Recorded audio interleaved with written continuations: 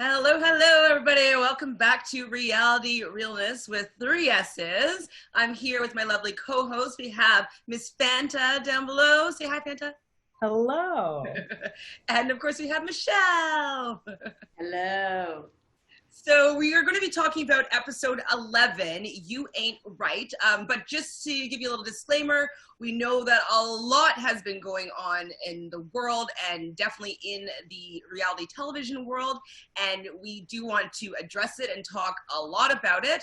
So we're just going to go through the episode as it was available to us most recently, and then we will continue talking about any holes that may need to be filled and maybe the reasons why through what has been happening in the real world. So let's start. So we kind of already just see that like everybody, like Johnny now has a reason to be there. Like Johnny's like, okay, got a red skull, and you can see he's starting to talk with like other people about like, you know, he wanting to be there. And I feel like he's getting in winning the series mode. Like he's like, okay, I got my red skull.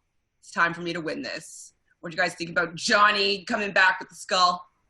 I love that. I mean, in general, I feel like this episode was like the rebirth of some people, and Johnny definitely being one of them. And I love like mischievous, like ready to win Johnny. That's a fun Johnny to watch. Yeah, it's always nice to see when the good OG competitors are like really going for it. And you want the stakes to be high, but still in like just about the game. And he has so much respect for the game in that way. So even though I've never been like a huge banana stan, I am for it. And at this point in the game, he's got to win, like, you know, with the options we got. Absolutely. Yes, absolutely. Yeah, every week, obviously, the pressure cooker is coming. Like, they're starting to feel like, okay, the final's getting close. I might not get my chance. Melissa was the first one that was like, oh my God, I need to get my skull. Maddie and Nani. So how do you feel about these three people finally, like, decided, like, now's my time? Yeah, they're a little like... late to the party. All of them are now like, well, I have to go in. And it's like, bitch, you had so many chances. Obviously, I understand, like, with Nani, like, she's trying to play it in the right way to go in at the right time and everything. But yeah, they all kind of screwed themselves. And like, Maddie hasn't existed this season. And then suddenly she pops her head in to be like, oh yeah, it's my time. And I'm like, who are you? Like, what? Like, what are you bringing to the table right now? And with Melissa, I mean, I don't know who Melissa thinks she can beat, but I hope it's Nani, and I hope she chooses to go against Nani. You know what I mean? Well, that would be her best bet, most likely. Yeah, and Nani's best bet, really. Yeah, like both of them. Yeah. I'm scared against either of the other two, for sure. For sure. Maddie, fearless tattooed on her arm, bro. Yes. But she's afraid. She's been afraid to go in. I guess, like, maybe that gassing out at the final, like, maybe it actually got her a little bit shook. And, like, she came back for the paycheck, but, like, she's scared of the final. I think so. Because isn't she still smoking?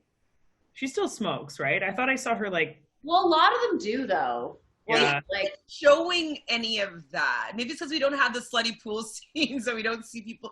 Like, I feel like I used to see people smoking before. Yeah, Like, I don't know. I think, right? Or maybe she's quit now, but like... even regardless, I just don't think that Maddie is as good of a competitor as people think because she's taller and seems more athletic. Like, that it's, even last time in the final, it's like, she's just never been like amazing. Only great at things that like her size is a huge benefit. Then like, yeah, she's better than like a tiny person, but like in the hall brawl she might have like excelled, but yeah. And that's the thing that I find is like every single time I feel like it's time to go down to Purgatory, nobody wants to go up against a bigger person, but it's not necessarily that every single challenge has been catered to size, which I always find so interesting that it adds to people's fear that way. Weird. Yeah, there's not that, like, this one, there's been, the size matters would have been maybe, obviously the hall brawl, obviously the one with the pole, whatever. I just think it's more so that when it's a size thing, and it is a challenge like that, it's almost like they have hardly any chance at all. Whereas when it isn't that, it's more of an even like level playing field. So I think it's just like the fear that like if it is something to do with size, like you could be screwed, like completely screwed, kind of like Jordan in that. So I think that's where the fear comes in, because it might be a puzzle or something that anyone could win, but then it's still like they might not necessarily win. And at least I'd rather go against someone who's maybe smaller than me, so that like Just there's in a case. chance. Okay. I don't know. Just in case. Yeah. They go to the challenge. It's called Flag Down. Basically, they're strapped in teams of 2 on like each side of a tank. But it's every man for themselves. Like, what a whack challenge, man. Challenge stunk. A couple bombs of color and some cardboard boxes, please. Horrible. Like a 1-point flag and 10-point flags. It was like you know those like flying things like when you're a toddler and they're just like those little things that you're like you get strapped into as a kid and they spin it around. That's what it seemed like to me. I mean, it might have been fun to experience. I feel like they have at amusement parks where like they would take you up like on your stomach like that, and then they'd drop you, and you just like kind of go flying down. And but the thing about it is the minimum age for those rides is 3 years old. No, I'm talking about the real ones, the big ones for big people. It's like very tall, like or high. I don't think the little babies would be going on it, but I mean, it might have been fun. It might have been a fun. Oh, I'm sure it was super fun, but it was just what a snoozer. Yeah, like the fact that we had to see like how many sets of people, 1, 2, 3, 4 sets of people, as like you could have cut into all of them, you know, it's like for sure. You didn't have to see everyone's full whatever. What word do I want? Full run. Yeah, and I think it's also because, I mean, as we'll find out later, with the fight that got cut, like that would have given a little more drama to that challenge, and maybe they would have just focused more on that, but instead they just kind of show people going, kind of like vaguely. And like the big drama was that people cheated. But like, suddenly we care about cheating. Who cares? Like we've never cared. Oh, they're so like they just are so pick and choosy with that. Yeah. The teammates were called out was Nani and Jenny, Kyle and Rogan, and Nelson and Fessy. I believe I got them all. And like the other person had a skull. So like who cares? Like at all. Like Jenny has a skull, so she doesn't want to win. Like same with Fessy and Nelson, both have a skull, so who cares? And then Kyle and Rogan have Rogan has a skull. Like this type of cheating, like this is not cheating like other ways. Like this type of cheating is like a choice you're making within the realm of the game, of the challenge, which in my opinion, while I don't think it's, you know, whatever, it's still kind of cheating. It's not really the same type of cheating, you know? Like, well, then don't have them be tandem. Exactly. Like, yeah.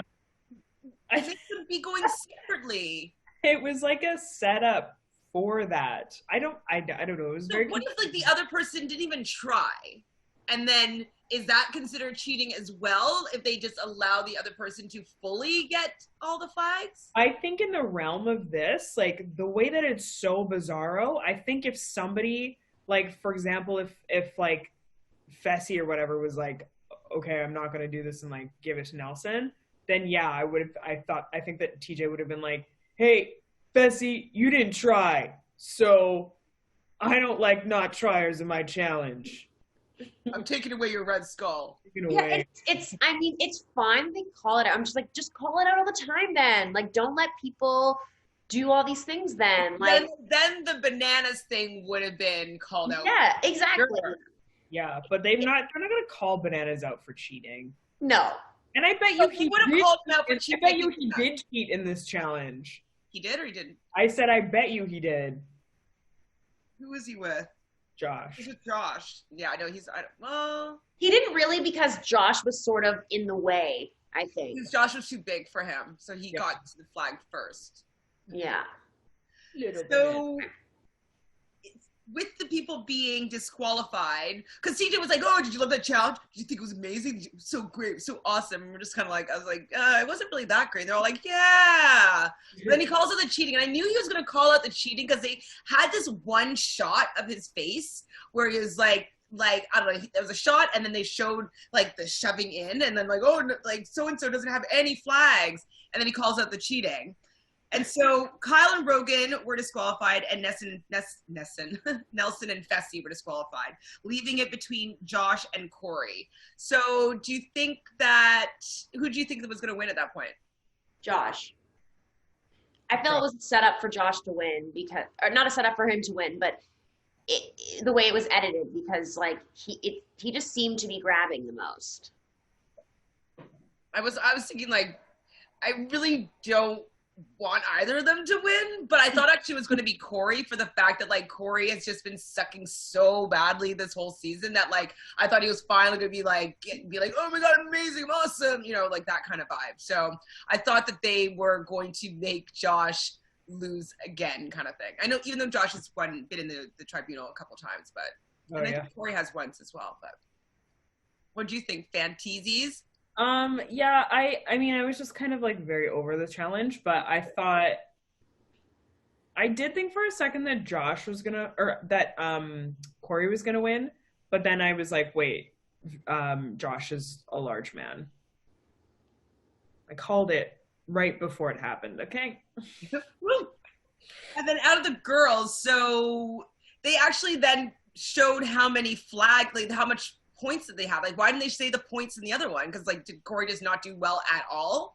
Because like they said that there was a pretty tight race between Maddie, who had 81 total flag points, and then with what's her name, Melissa. Mel, it was a difference between 4 points.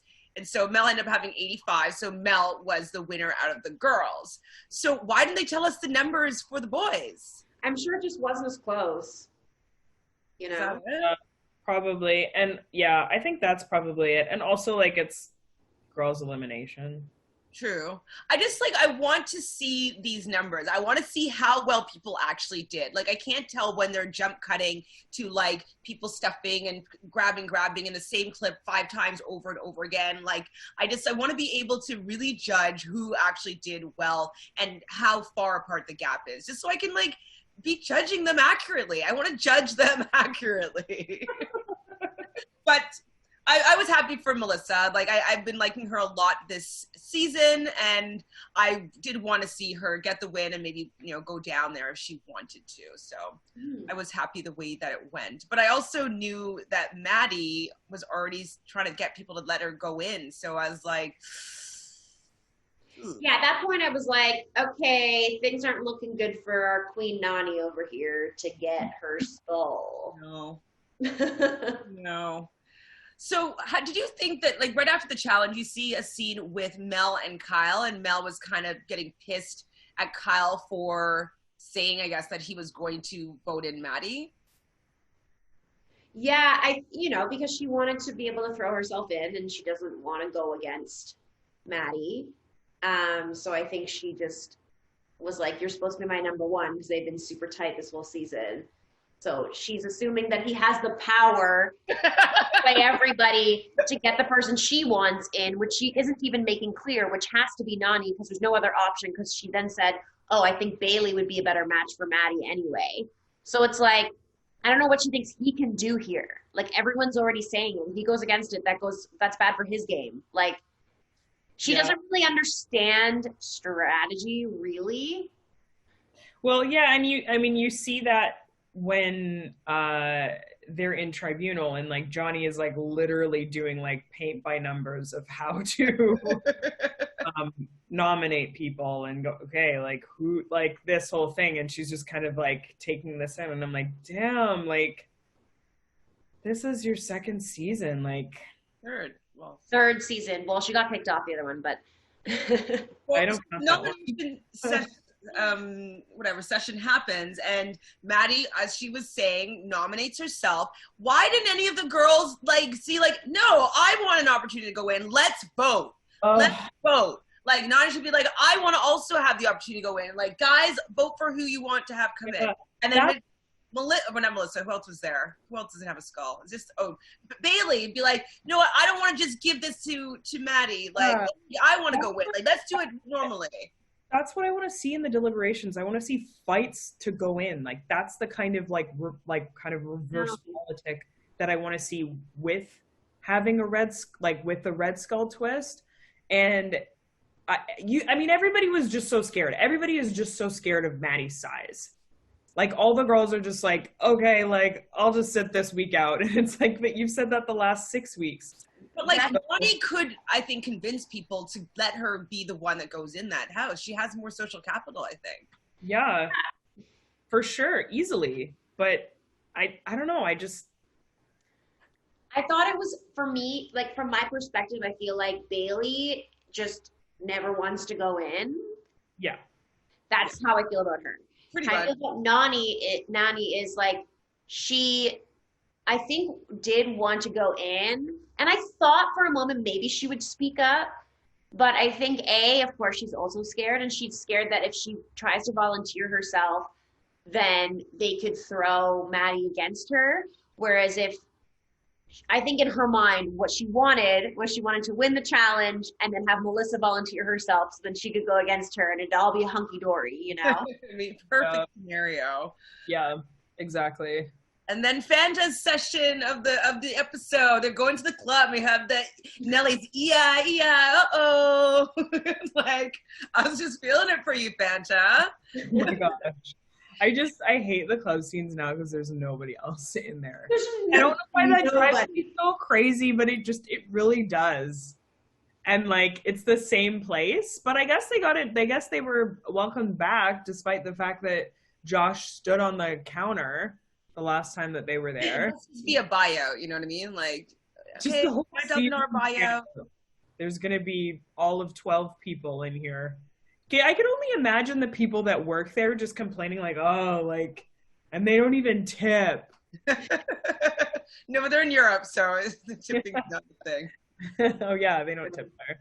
Never mind. So, it's not a big deal. So this is where we first learned that Mel wants to throw in Bailey if she doesn't if she doesn't like the challenge. And so that was a little bit of Mel having some, strategy in there a bit, being like, I don't know, I think the strategy is that I think her strategy is way more just being manipulated by Dee and being like, now I want to protect her, because if she was actually thinking strategy, why would she want Bailey to go into an elimination and have a chance to get a red skull? Like, wouldn't you want to like put someone in who already has a red skull who's strong to maybe take out Maddie so that you have a higher chance of not having to go against someone strong the next week? Like, I don't know. Yeah, well, that's the thing. Like, there was no strategy there. Like, it was just, I think it was just all this stuff to just be like, I don't want to go in. Yeah, against yeah. I specifically, I don't want to go in against Maddie. Potentially Maddie.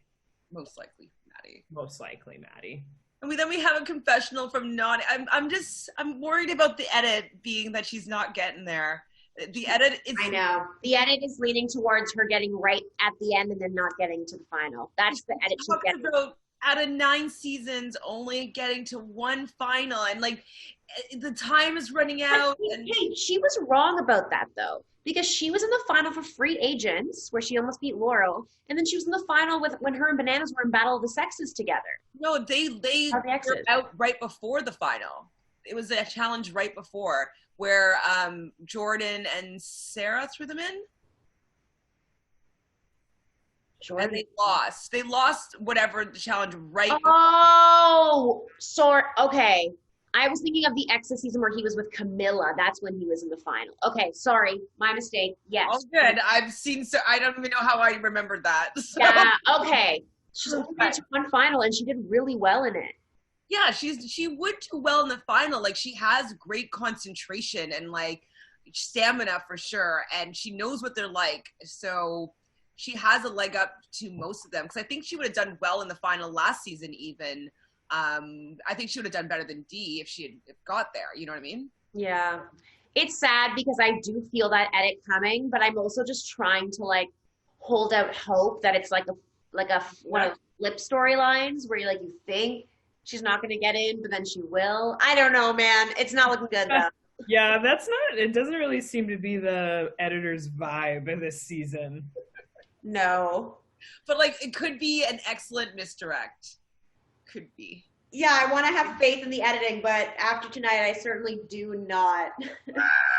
So we're at the tribunal now. I mean, like, when have we ever been able to blow through an episode like this, right? So we're at the tribunal. This is Mel's first tribunal. And this is where Banana's giving her an education on how to deliberate with these three potential, competitors. And so he wants her to decide, but it's actually funny. He wants her to decide, and then he actually usurps her third choice. But so she kind of picks Bailey, obviously, that we talked about, and then her other pick was Nani, of course, and like Nani wants to go in anyways, so like I get it. But what do you think about how Bananas brought up Dee, and how, since when are Dee and Mel like BFFs? That's the thing about Dee, is what they say is she creates these like bonds for manipulation for her own, clout in the game. Her and Melissa were never friends before, and suddenly Dee doesn't have Wes, she doesn't have some of her people, so she's trying to get that going because she wants Melissa in the end. So she can fight for her because she wants an easier person at the end, not Jenny, not whoever.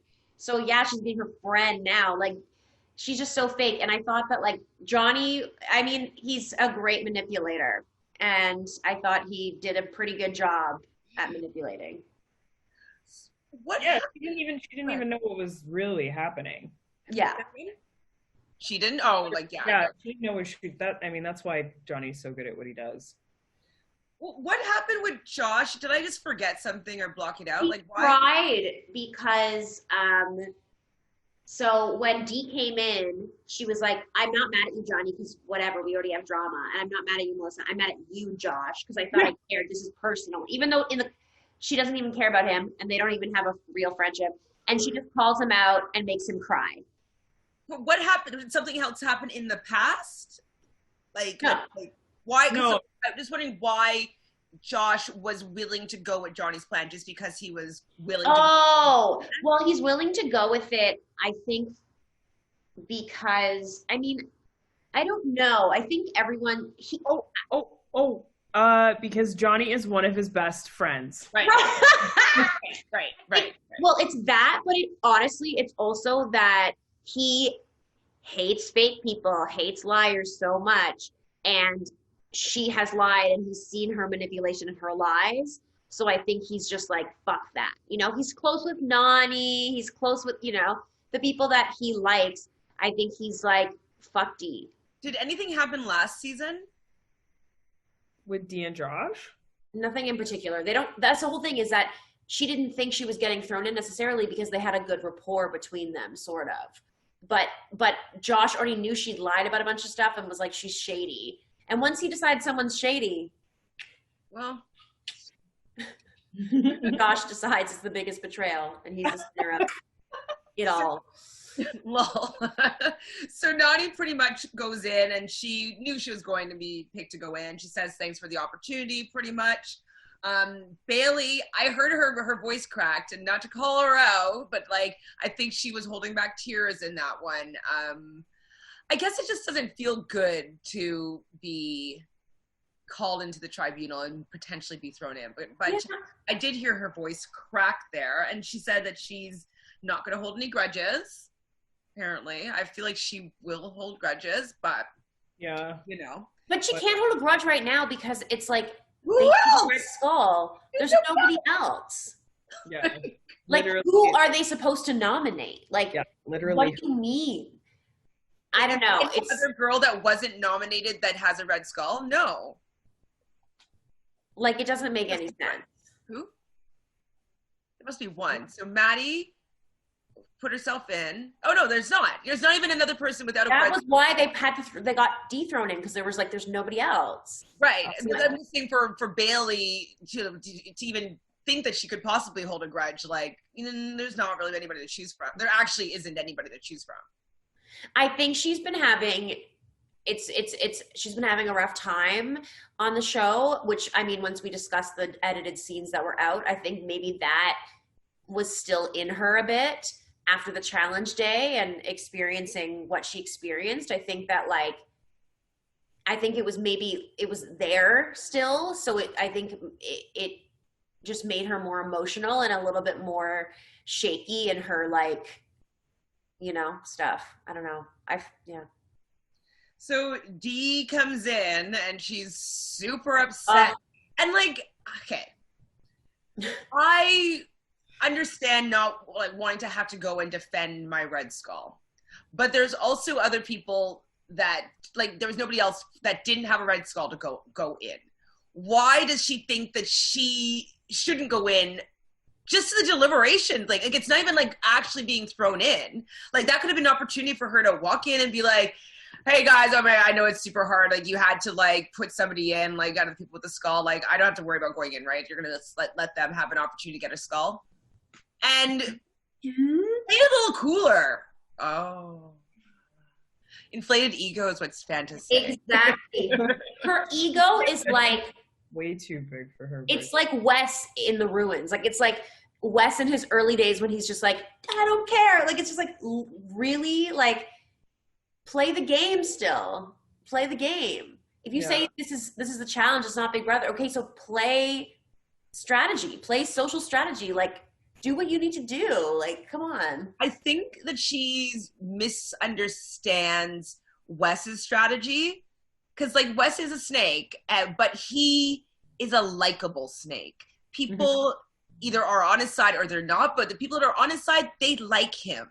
And they want to be around him. And he would become in the same position as her and either make them laugh or, like, use it to his advantage. And so he's just such a better strategist instead of just a snake. And I think that she didn't learn the social part from Wes. I think she just thinks that he's just a nasty, mean person. Yeah. And I mean, yeah, that's what she thinks is fun and interesting to watch, but it absolutely isn't. It's fun to watch people like be strategists and, do this, that, and the other thing. And then they're like super nasty in their confessionals and then like not as nasty. That's what makes, but if you're just like across the board, just so horrible, it's such a turnoff to watch. Really like I wouldn't want to be around them. Like, I mean, Johnny doesn't care if like Dee's mad at her, mad at him. Like, who cares? That's the thing. Like, why couldn't she just have a little bit better attitude? But I do think, though, now knowing some of the things that she said outside of the house, that she might also want to be having these false enemies with good people that maybe then could be invited back for a rivals type season where she'd be paired together with a Johnny Bananas. That would be a really good, I mean, even though that wasn't who she was calling out as her rival in that moment, but like, having these false relationships, negative or positive, might help her come back in future seasons. So maybe she's thinking about that.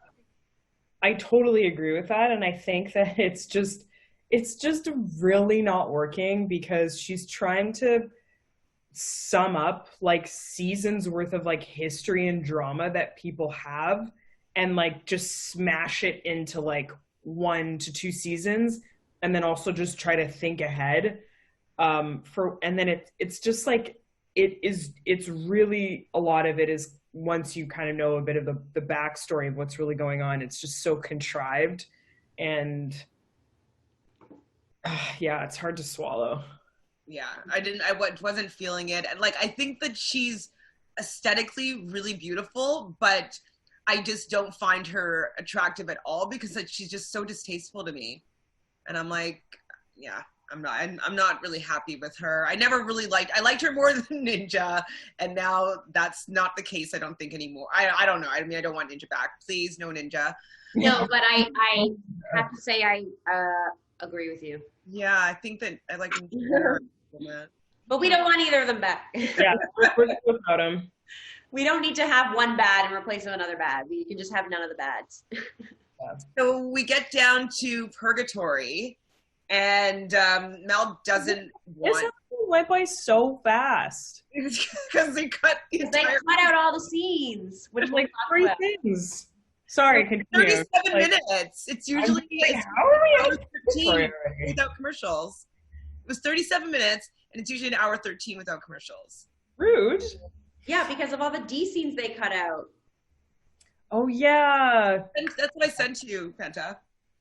Anyway, Oh, I did the reading. I did my homework. I did the reading. Thank you. I did your homework. So Mel doesn't want to go in because she knows that obviously Maddie's going down there. And so she calls out Bailey. So you knew that it was going to be a flip when they didn't start like from one end to the other. They start with Mel in the middle, which they never do. And so Johnny Bananas, the shit stirrer that he fucking is, asks Rogan if he has his blessing to throw in his girl D. And Rogan says yes. Such a burn. Which was not only such a burn and so troll and hilarious, but also one of the cut scenes, I don't know if you saw Fanta, but one of the cut scenes is them having sex in the shower. Rogan and Dee, like having a Oh, I didn't see that one. Yeah. I watched. There's many. So they have a little quickie and then leave. And so it's just funny, even crazier because they just had that hookup. And he says in the confessional, like, yeah, you know, like, gotta get, you know, whatever. It's nice to have someone sometimes. And then like Anissa heard them and saw them. And like her commentary is like, I saw them go in and I just heard like this. And then it was over. And she's like, I was like, really? So that was a great moment that I wish they hadn't cut out. But like, for example, so I think that just, think about that like giant betrayal. Like, even though like I hate D and everything, like, whoa, come on. Like he is savage. He turns to him and she's like, look at me in the eyes and say that. And he looks her in the eye and says that to her. Yeah. And I was like, that's cold. I didn't see that cutout scene, Michelle. I haven't seen it was, I've been creeping on all the accounts to find all the extra scenes. Okay. You did your reading. You really did. You might have to add some more in because I only have like the challenge. Yeah, I'll step in when we. That's even dirtier. I thought it was super shady like before sex in the shower. Yeah. But after, and then look me in the eyes and then say like, I want you out of here. Oh, I agree with all of this. However, oh, no. It is Rogan. So what did you expect? I know it's totally within his character. Even the first season, he said he was not actually into her for real. Like we all know this, but just like seeing it like fully like in the face in front of her, it's just like, yeah, he does not care about you. And it's been very obvious, but you haven't seen it. And here's like the most solid proof you could ever have. I wonder, well, she's still on the show or in the game. So like, I wonder if they're still going. I think he can worm his way back in. Like she has a soft spot. The saddest thing is that next week, because I'm sure they have more time, we won't get the unedited scenes. And so the backlash of him doing that, I want to see the backlash. Like I want to see that demise of her and the drama and like, you know, but instead they're probably going to edit most of that out, which is going to be unfortunate. But maybe someone will get the scenes for us. Yeah, we'll go on a hunt. We're going to go on a missing scene hunt because it's out there. It will be out there. This is like really... It's frustrating because, I mean, we don't know how much... Like, she's just such a big component of the challenge now, unfortunately. So it's just so crazy that, like... half of an episode will just get sliced. It's just I mean she's a horrible person and everything that she's said and done online, but it's just also like the editing thing is just really weird because it's like she's still in the show. Yeah, you can do, and it just like it ruins the cohesiveness of the story. Exactly, it ruins the flow. And honestly, I was talking to a friend about it because I watched it last night. I was talking to a friend about it today, and he was saying that, like, yeah, we don't like Dee, but by cutting out those scenes, you actually, as a viewer, would feel sorry for her and like her a bit more because A, we didn't get to see the fight with Bailey. B, we don't get to see her freak out at Rogan. We don't get to see her freak out when she wins the elimination and be. Can you tell us about the fight with Bailey? I didn't see the fight with Bailey. Okay. So in the fight with Bailey, so they're beside each other, right? And what Dee starts doing is, instead of bashing the cardboard boxes out of the way, she keeps throwing them at Bailey, like, in her face. And she's grabbing Bailey's flag colors. And Bailey's like, stop, like, you're grabbing my things, like, what are you doing? And then Dee keeps saying, it's a game, like, stop, don't take it seriously. And then Bailey's yelling at her as they're on the thing. She's like, this is a game for you, like, this, like, I'm actually trying to win, like, you already have a red skull, like, this is my chance, and, like, why are you doing this? And she, like, can't even get around because Dee's just, like, throwing stuff in her face. It's so horrible. So it finishes, and Bailey is, like, so upset, and she's, like, yelling at her, but she's not being, like, too much like she maybe has been in other fights. Like, she was actually just like, she was like, I don't want the drama. You hit me in the face 3 times, and, like, I don't want to be associated with this. And Dee's just like, what are you talking about? Like, blah, blah, blah. It's a game. Get over it. And, like, keep saying that.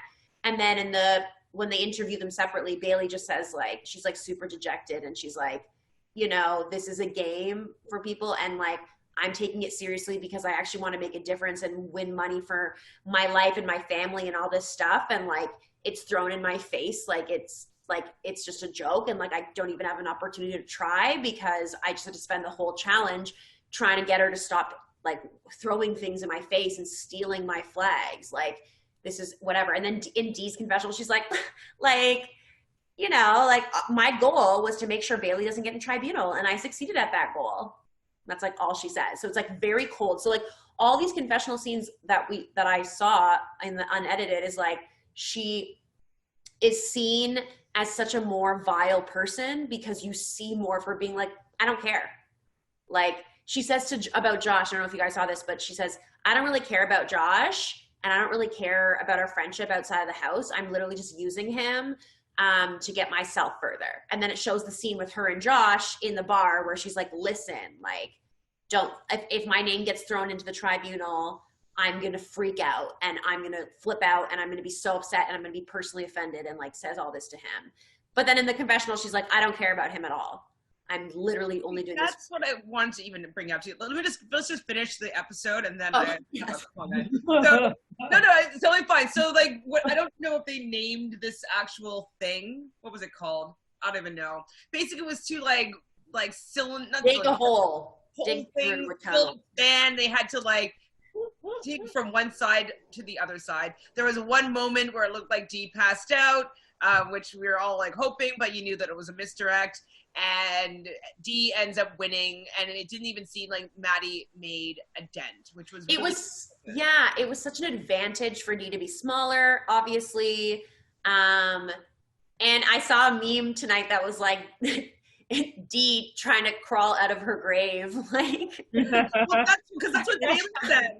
Bailey said that she's trying to crawl out of her grave to get Rogan. that she dug herself into. I love the fact that Johnny was like, yeah, like, she's a brat in more ways than one. Yeah.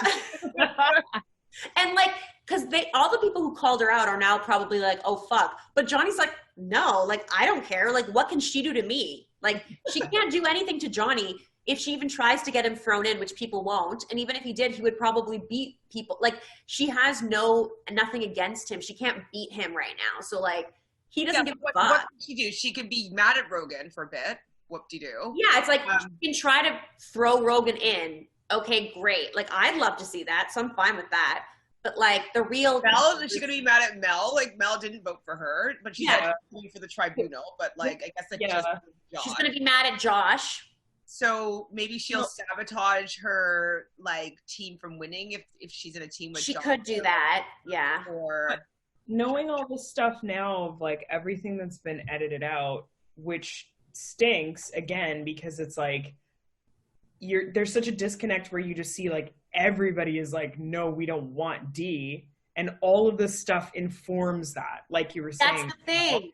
And that's the thing that's like, it's really shitty that they cut all that out, and it's like, okay, I think it's just good enough that like they're like, no more D in the challenge. That's it. Yeah, exactly. Like, I'm like, you don't need to edit all of that out of this season now that's already been shot, because like we just lose so much of the narrative. And yeah, I don't know. I think that like if everybody in the house feels that way more or less, I don't really, like what does everybody really have to be afraid of? Like, yes, she could throw challenges and stuff, but I don't know. It can't rock the boat really anymore either, because they could just throw her back in again if she doesn't exactly up. So that's what I was about to say. In a spot. She's she's in a bad spot, and I'm happy about that. I'm just, the episode, it was so disappointing to lose those scenes. Another thing they didn't show is when she wins, she hits the bell, and then she grabs the red skull on top of the like post and takes it and chucks it towards like where they're standing. And then she's like, what? And she's swearing, and she's like, gonna be a great time now, or like she starts, chirping the way she always does. And them not showing it makes her seem like a completely different person, that she's calm and she takes it as a champ. And I'm like, she does not take anything. She's a sore loser and a sore winner, and she wants to gloat and be the worst, and like show her being the worst, show her truth. Then people will understand even more why you chose to cut ties with her. Like, exactly. And that's what's good. Go ahead. I wonder how they're gonna keep, because if this is the precipice of her acting even worse, then obviously, like, are we just going to get 20-minute episodes for the rest of the season? How are they going to cut this out? Well, I think that what they're going to do now is, like, they have probably a lot of other footage they can bring in with more time instead of, like, a day's notice. It's going to be shitty, but part of me hopes, a lot of fans have been complaining, I've noticed on social media, about these edits. Okay. So part of me hopes that maybe they'll try to, like, keep most of the episode together and just, like, make a little caveat before, like... They should just put a disclaimer up. Yeah. Do it Camilla styles. Or like Sherry Pie styles, I mean, they cut out that one. They cut out quite a bit, but like that was different because this show is so much more about the relationships and like the all of that, and it really was disappointing. I'm happy I got to see those unedited scenes, which you should still look at later if you have a chance, because there's... Yeah, I didn't see I saw I think Michelle saw that in something else. She like was like, what after, and like them scheming to get D. Yeah, there's 2 posts and they each have 10 clips. Okay, so they updated it. I'm trying to think if there's anything else I missed. You saw the scene between like Johnny and Jenny talking and like planning. Like sitting outside, like with Rogan. Yeah. That one. And they're like planning it. But like that's the other thing, is that the flip on D, just like while we kind of knew it was going to happen, there's so much more of like planning that like everyone was against it that they didn't show.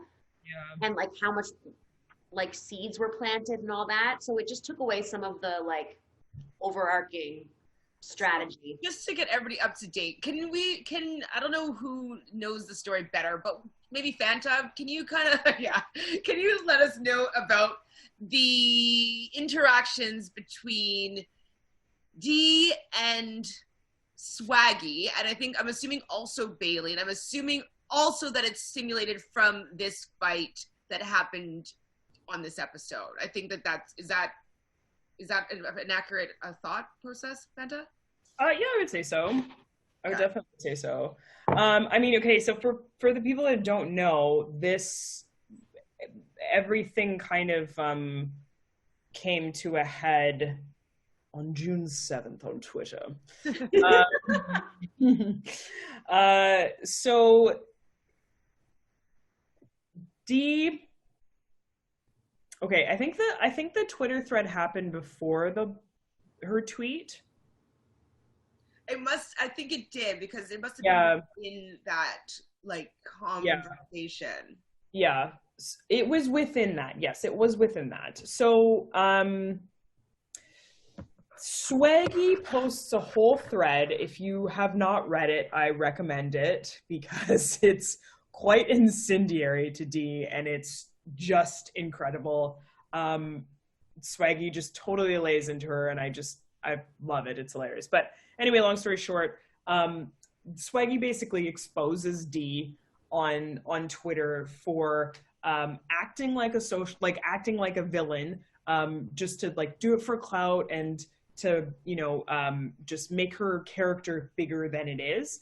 And so she acts like she's a villain on social media, and then what apparently happens is that she ends up calling all the cast members, and she's crying all the time, and she's saying she's struggling and the fans hate her, and that she's just gotta take one for the team and play the part of a bitch. And everyone is just basically like, what? You don't have to do this. Like, what are you talking about? And then she'll be like texting Swaggy and being like, hey, make sure you tell Bailey to keep me blocked and like keep talking shit about me. I'm thinking about storylines for season 36. And then she'll just keep calling like different cast members, and while she's like pitching these stories, she's like snorting coke. And then everyone is just like, okay, like, you have a problem. This is insane. Like, none of us are doing this.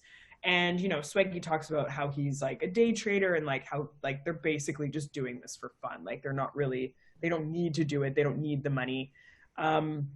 So in this whole thread, then Dee like starts to jump in, and they start like getting in this fight, and Dee saying, like, you guys aren't going to get a call for season 36. And Swag and Bailey are like, we already did. So like, don't know what you're talking about. And then, so there's more of that. Again, read the thread. And then Dee posts a very, very heinous tweet that says, because I assume at this point, people are going like, why are you coming for Swaggy and Bailey? Like, this is disgusting, blah, blah, blah. And then she's like, I don't know why anyone would say I'm anti-Black Lives Matter. I've been saying that since I lost my virginity, which is pretty foul. So, I mean, everyone obviously was like, okay, that's gone way too far. So yeah, that was the straw that broke the camel's back. MTV cut her from future seasons. So no more Dee, which I don't hate, and I don't think that anyone else hates that either. So then take us to Wes's response. So Wes, before MTV made a... Oh yes, you are correct. So as we know, Wes has this very elite reality charity running at his house. That's $1 million a month to subscribe. So none of us are subscribing to it. This is hella expensive. And so yeah, Wes comes out and he says, part of being a leader involves making tough, nuanced decisions, whatever the fuck a nuanced. Something like subtle, like nuanced. Yeah, I'm pretty sure he said nuanced. Yeah, he did say nuanced, I think. It was like better. And then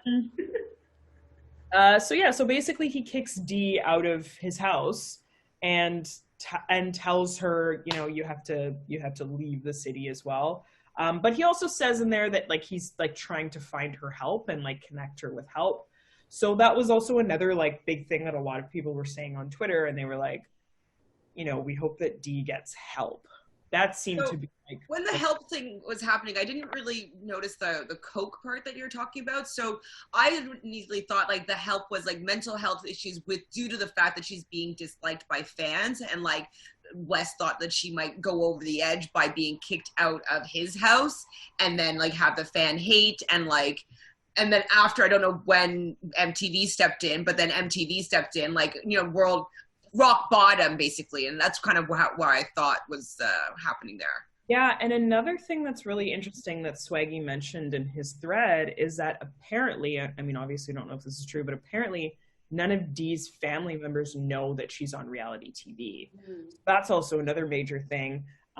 So basically what she tells them is, okay, every time she goes and shoots a challenge, she's just like, okay, I'm gonna go I'm taking a job in America or whatever, and I won't have Wi-Fi for like 2 months or whatever. So yeah, I mean, if that is the case, if that's true, I think generally, like, if this is again another thing that Swaggy's saying, if this has just become her life, and like people are like, okay, like this is just a game, like we play these characters, this is what we do like 1 to 2 times a year, but literally 365 she's calling everyone and going, okay, like the game, and they're like, okay, like it's Thanksgiving dinner, like why are you calling me in my house? It's kind of this thing where it's like, yeah, maybe she is like on tilt. From what I see, like that, and her posts and everything, that seems to me to be somebody who's on tilt. Unhinged. Hinged?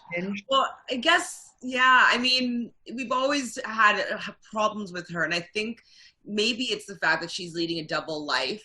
So we're never really seeing her full self, and so she's been playing this role. She's not been her real person, so we don't really know what she's actually like, and I think that that's what the problem is with her, not really developing these relationships with people, but then pretending like she has these strong bonds with people, and then just is able to throw them under the bus for no reason. And so I think what we're seeing in D is that she is not being an honest, true, and real person, and we're actually just seeing it come to a head that she's like gonna have to like be herself. You know what I mean? She's just been so fake. Yeah. It's a cycle of this falseness that's grown and grown and grown. And like, even in the challenge with Bailey, how she was laughing and being like, it's a game. It's like, she's purposely trying to be like, nothing really matters because this is the only thing that really matters to her right now, sort of. And like, no one in her family life can really know about this thing. So she's, by pushing it away as if it doesn't really matter, it's like makes it less real or less painful for her when things like don't go her way. I mean, I don't even know like what. Yeah, it's interesting. It is really the money or the fame. Sorry. Even just the concept to think about, like, that her family doesn't know. I'm like, you are all over the internet. Like, how do you exactly, like, because all it takes is like one person. This is like if you do porn and your family doesn't know. Well, this is doing porn and doing reality TV it's the same thing if your family doesn't know. All it takes is one person to be like, is this your daughter? Like, let's be real here. Maddie's parents, if they didn't know, probably wouldn't find her on reality TV. B, you would find, right? Yeah. Exactly. Yeah, it's I don't know. It's very weird. I mean, I'm sure her family's suspicious. Like coming back with like a couple $100,000 to Australia, like I don't know. Yeah. Seems sketchy. I would be like, I would be thinking she was doing porn or like doing. Yeah, like, I think she'd be doing porn or stripping or something like that. Mail order, escorting, high class escort.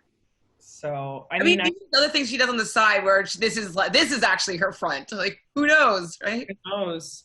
I mean, I hope that she's well, because it always, like, you do always see people, like, stories about people who do reality TV and like that is their life, or they like lose a challenge or something like that and they just like launch into like a deep depression or even like take their lives. And I hope that that's not the case, and I hope she does, get the help that she needs. And yeah, I definitely I do think this is not good for her at all.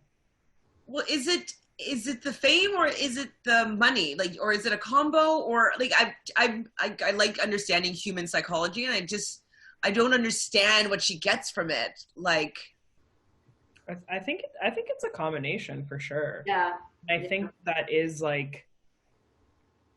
a really big rush to, like, you've essentially just gone from nobody like really knowing you to being on the challenge, which is like one of the world's top reality shows, and you won a season and everybody knows who you are, and you're suddenly becoming like the face of it. And I mean, I think that happens to anybody who just starts to get a little taste of power, and they just they go off the rails. And some people are super smart about it. Like you have Bananas, who's made his life and career out of this. And, you know, say what you will, like a lot of people aren't a big fan of him, of course, but like he's kept his head on his shoulders. Like name a season of the challenge where Bananas has gotten like so insane or shit-faced and or has gotten kicked off, anything like that.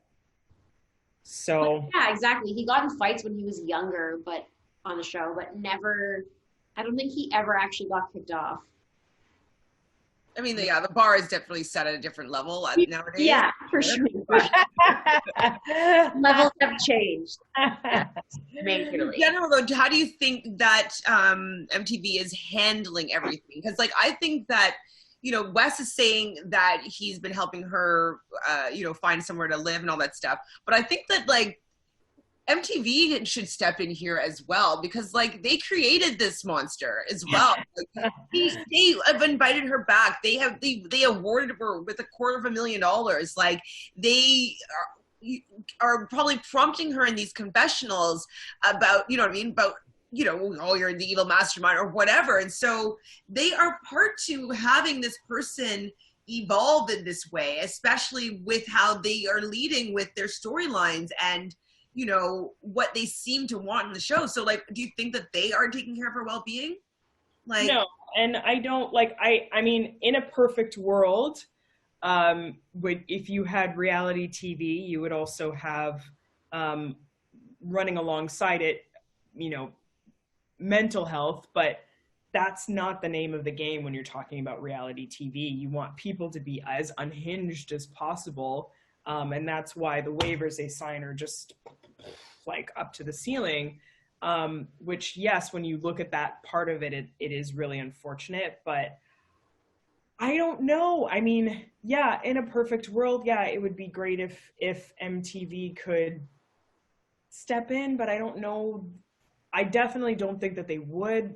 And also just as a big conglomerate that they are, I just don't think that maybe that's their responsibility. And well, with Love Island UK, I know a lot of the show got a lot of flack for two of their former contestants taking their own lives, and a lot of the more famous you know, contestants from that show were speaking up about it and saying that, like, yeah, they can understand how people can become overwhelmed or consumed with the fame, not the fame. And like, you know, it becomes like an interesting world. And they did say that they wish that the network had just given them some sort of counseling afterwards for them to be able to understand, like, either all the hate that they're getting. Cause like, you know, if you read those comments, you take them to heart. Like, I'm taking these comments to heart that other people are writing on other people's black squares. Like, I'm taking that to heart.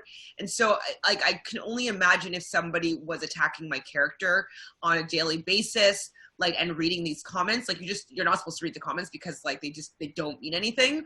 But, like, people will, they do, and you get involved in that world. And so I do think that to a certain extent that the networks should have a little bit of a responsibility, because like they're creating these stars and then they're not giving them any sort of support to help them deal with their newfound fame.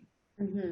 This is going to be they're going to be a face of your brand here. Like, they represent your show. You want them to be well-minded, you know, healthy-minded. And so yeah, I do agree with that, like a post-show counseling and, you know, saying, hey, don't read the comments, or like turn your comments off, or like don't take this to heart, and really kind of separate yourself from that. Because yeah, the people who are so successful, like they don't care about that stuff, or they found a way to separate that from them, or even the people who are just like, you know what, I'm not going to come back and do this anymore ever again. This is not for me. It could be. Yeah, I do think that's a good idea. Do I think MTV is ever going to do it? I doubt it. Yeah. I mean, the world is quite interesting right now. So yeah. You know, the way that these networks are going to be dealing with things, I think, are going to be quite different, because they knew that Dee was like this, you know. So, and they wanted her to come back, and so I don't know. They're going to have a little bit more scrutiny in, you know, their process. Yeah. They won't. Have you ever seen the show Unreal? Yeah. Yeah, and it's so Unreal, for those of you who don't know, it's based off of like a lot of like producers from The Bachelor went and made this scripted TV show, and in a lot of it you see You never seen Michelle? What's that? And Michelle just Oh, it's so good. You Season should one, start, I've seen the start whole watching thing. it. And most of season 2, did they do more than 2 seasons? Yeah, they I think they've done like, I stopped watching after like season 2, but season 1 and 2 are really good. And basically, so they have like producers that are wranglers essentially, and then the wranglers are responsible for a group, like a certain group of the contestants, and they get points and they get extra money if like one of their contestants gets really drunk and like makes a scene that like makes TV. And then so you see them like prodding their contestants more, and this is based off of like producers who have worked on The Bachelor, and like that's how they get them. And then like there was, I don't know if this has ever happened, but there's like one scene where like they mess with like this one girl's meds, and then they're manipulating people, like this is how you do reality TV. And you have producers who are like manipulating people, and they're like, oh my gosh, like Jessica said this about you. What do you think about that? And then they're just kind of like, what? She said that about me? Like I thought we were cool. And then it just spurs on this thing, right? Like reality TV has come such a long way from like the first episode of Survivor. Yeah.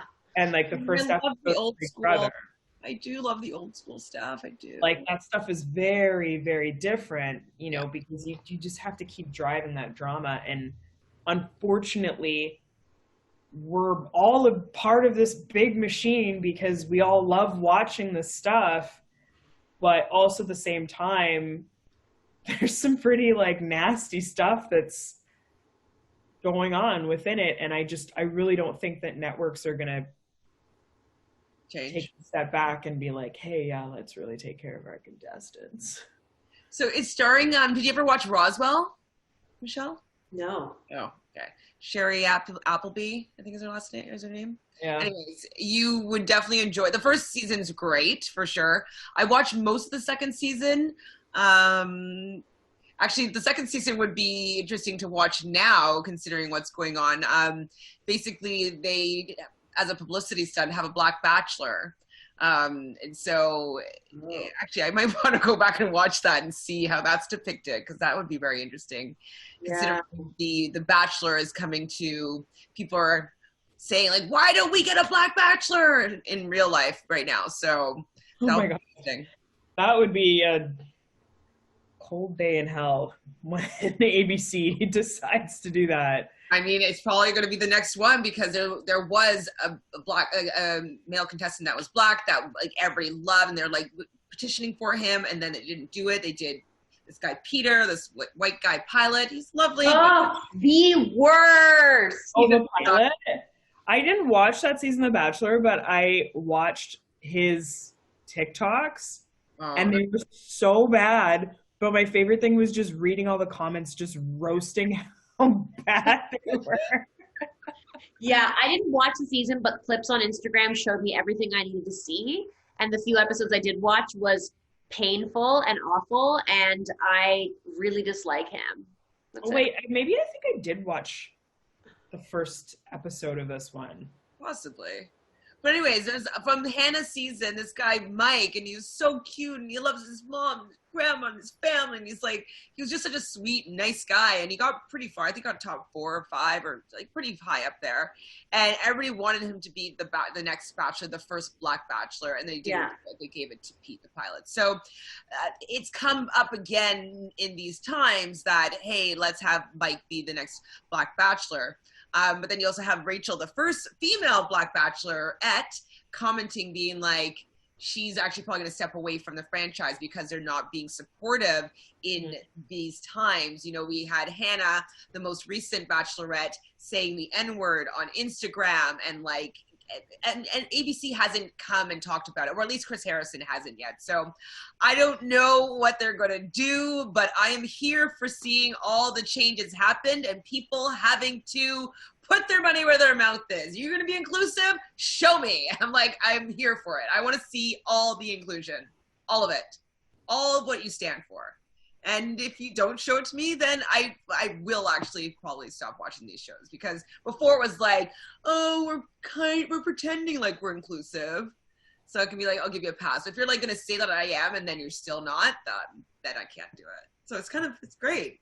Yeah, it really is a nice transitional time, and I'm excited. And as Leroy posted as well on Twitter, I think, like, this is great, but would have been nice if you had done it for me. Like he made a post and I'm like, yeah, like, I just hope that they will keep this up. This isn't a 1 or 2 time thing, you know, and that they're gonna stick to these certain standards, and that they're not gonna allow this behavior on the show, as well as what they say on their Twitter. Like, it should be everything. If I think that it will be changing, because if just even me in my everyday life, like, I'm standing up for any time I see any sort of injustice. Like, I'm not going to be playing quiet anymore. I'm not going to not want to pull the race card or any of that crap. I'm not adhering to it anymore. Just staying silent and being complacent because I don't want to make anybody else uncomfortable.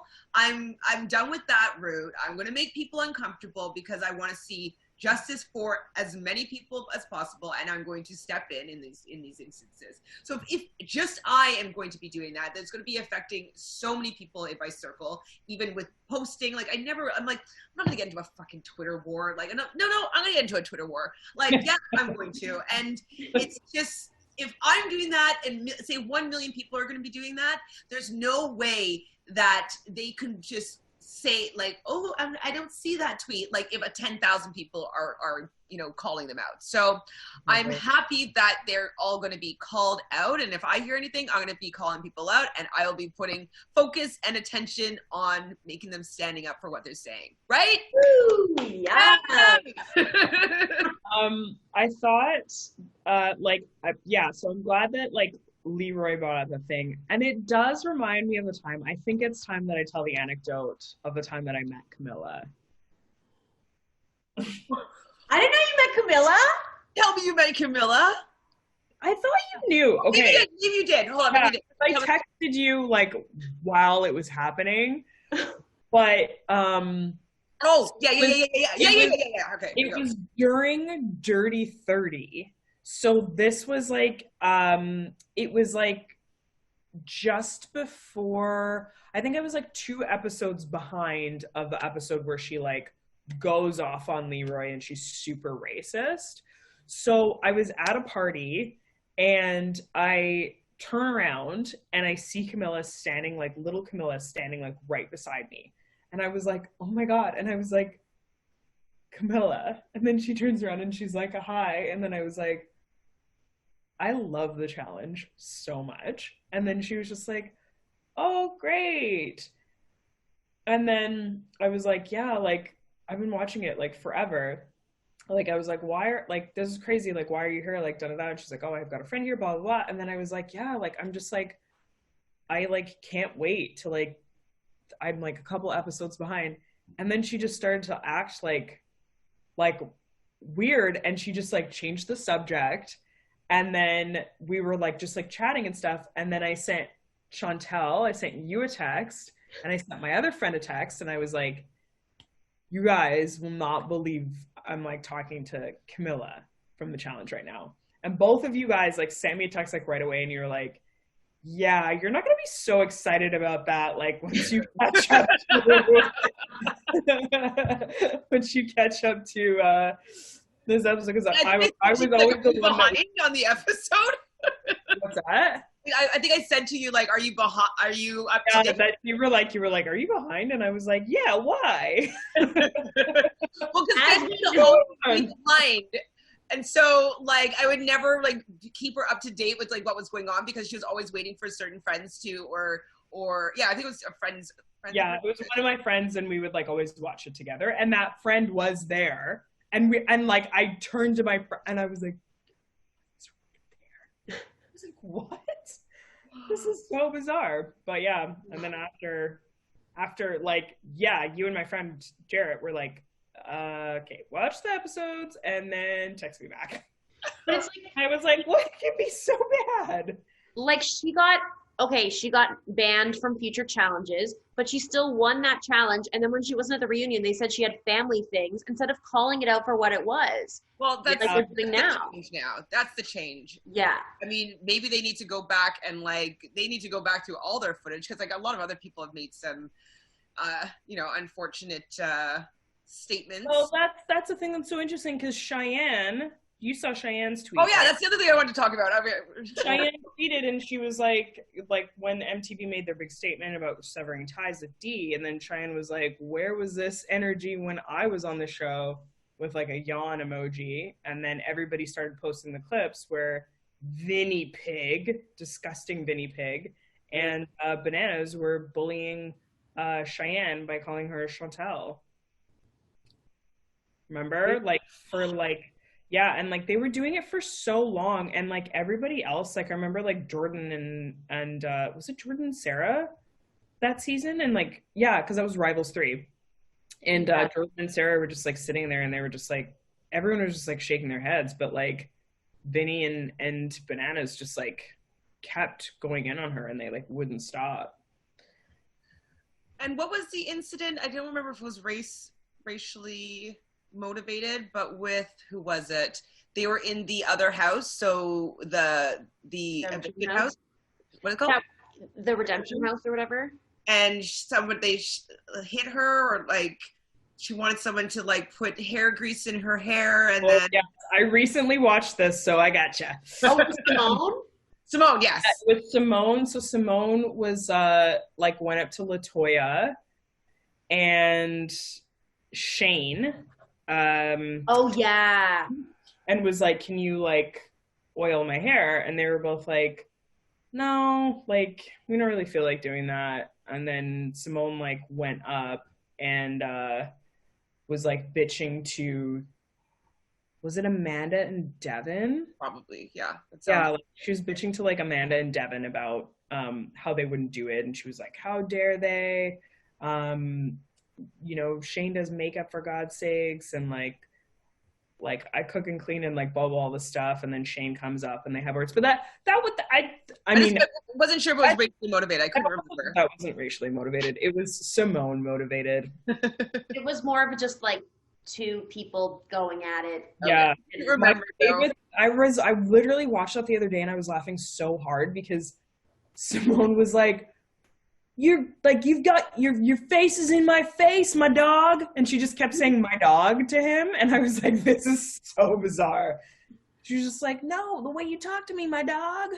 So the last thing that I wanted to bring up, I almost forgot about it, but so I saw that Taylor, our favorite Teen Mom add-on, was fired from Teen Mom for very, very inappropriate comments that she has spoken about a bit.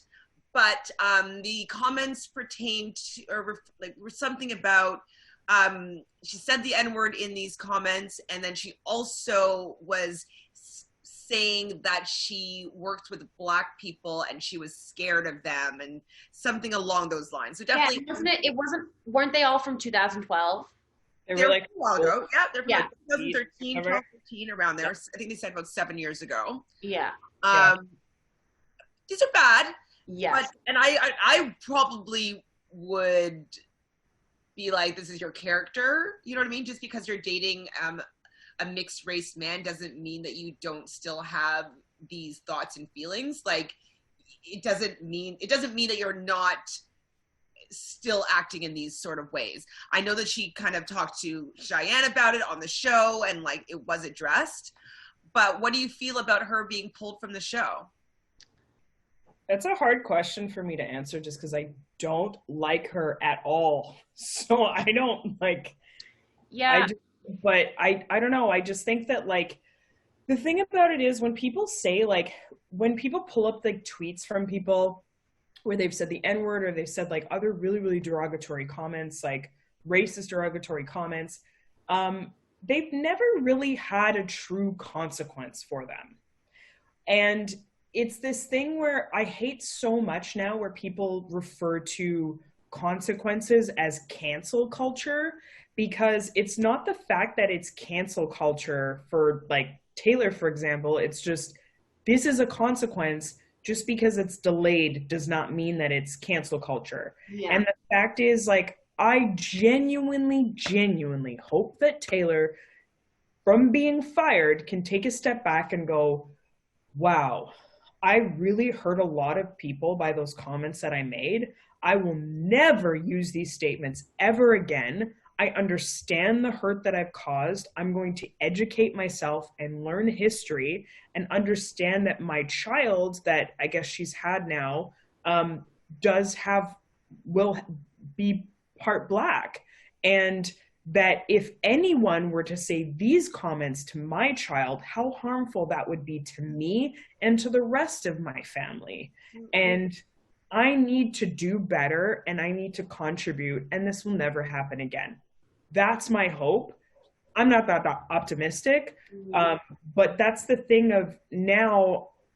There's this upheaval in every industry now, where you're seeing it on Instagram in every city, all these sorts of things, where people are getting in trouble for things that they've said, 6, 7, 8 years ago, and then now everyone's, you could just get fired for that. But it's like, that person should have got fired then.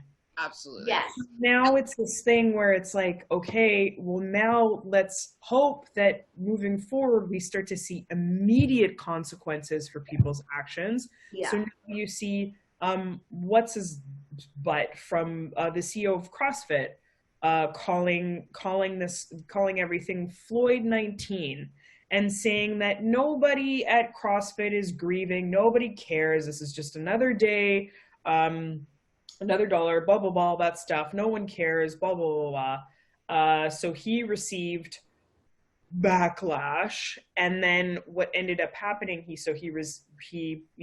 puts out this bullshit apology, and he steps down as CEO from CrossFit. But again, these things need to be happening right away. And these are consequences.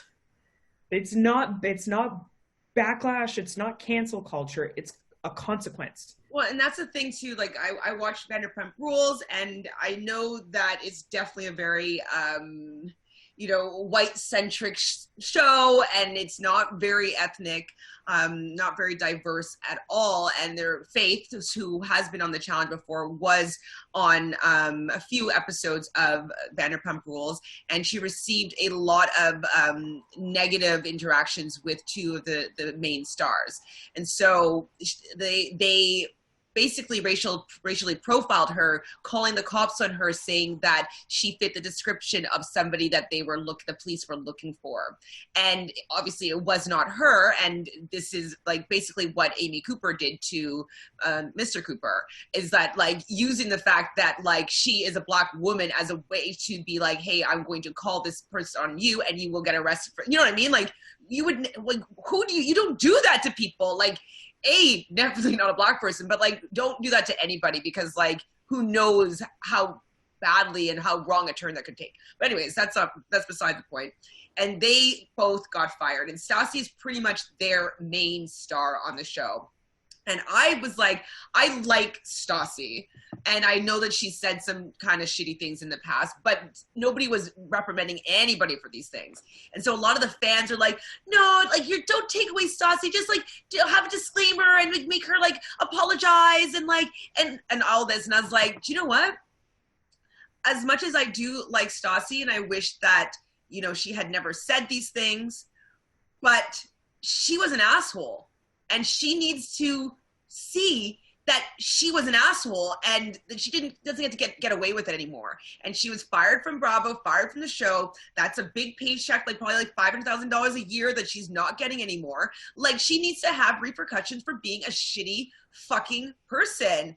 And maybe she knows better to say these things out loud now, but now she really knows better than to say these things out loud. And so even though I like her, I think that she got what she deserves. And I think that it really does set a precedent for people to be better all the time. And not just because, you're, I shouldn't say that in front of this person. Like, just be better all the time. So I feel bad, but she deserves it. She was a really shitty person. Yeah. Taylor wrote this, though. I don't believe that reality TV benefits me any further at this point.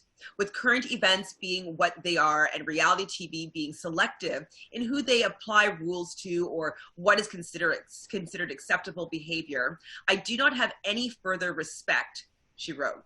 Once again, I apologize for anyone I have hurt or offended in the past. I've addressed my mistakes many times on the network, and I would like to move on and continue to be the best version of myself. My past does not define who I am today, and I hope you guys can see the change. Please respect my decision to provide a normal, healthy life for my family. But what? Didn't she get fired? Yeah, but this is the whole thing. She claimed that a week before their special got canceled the night of, and they didn't know. Their baby special or whatever, she claimed that a week before that she quit Teen Mom. But they made a statement saying they fired her. So she lied. So has she learned anything? Is she learning anything? Or is she bitter towards them now? Yeah, she's bitter that, like, she got called out and maybe other people haven't been called out yet. Maybe they still are going to be called out. Who knows? But, like, she's trying to make it look like she's the victim here. And the victim was anybody that read those comments that thought that she was a really, like, shitty person and was hurt and offended by them. And so Corey had an Instagram live. I couldn't even really stomach watching it because, like, it was really just kind of unbearable. I wanted him to get to the point the whole time. And I think I probably skipped through the point. But at one point he was crying, talking about how good of a woman she was. And yeah, the whole live essentially was him saying, you know, he started off by saying, I don't normally speak properly. I say things I don't mean sometimes. So I really want to be careful, and I'm going to write this down so that I say it the right way. Like, kind of like when he said that, like, black people are racist to white people. I'm just yeah. like, and so he essentially says, like, you know, I can only control what you can control, is what he says. So he's like, you know, I can't control that they've cut ties with Taylor. He said that he has not cut ties with MTV. He's like, you guys will see me back. He's like, I'm just going to control what I can, and we're going to show the video of the birthing of our child, like, on our YouTube channel that we're starting, and blah, blah, blah, blah, blah. And, like, my kid is good, and Cheyenne's good, and Taylor's good, and she's doing well. And then when he starts crying, he was just saying how it's, like, hard because when she first came on the show on Teen Mom, she addressed those things right away. And not addressing those. I know. And, like, he says that, like, you know, I know how good she is. And that's when he's, like, crying. He's like, I know how good of a person she is, and I know the truth and all this stuff. The clip when she spits on I know, Alicia. Like, yeah. It's all just, like, you know.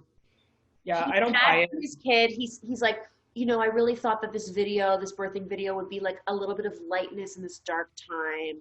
And, like, it sucks. And, like, I'm hurt that, like, they didn't show it. But, like, we're going to show it on our own terms. And it's just, like. That is the last thing that I want to see during this time. Like, I want to see Taylor give birth. Like, no, thank you. Who wants to see that? Who? Please. Give me a list of people who want to see that. Yeah.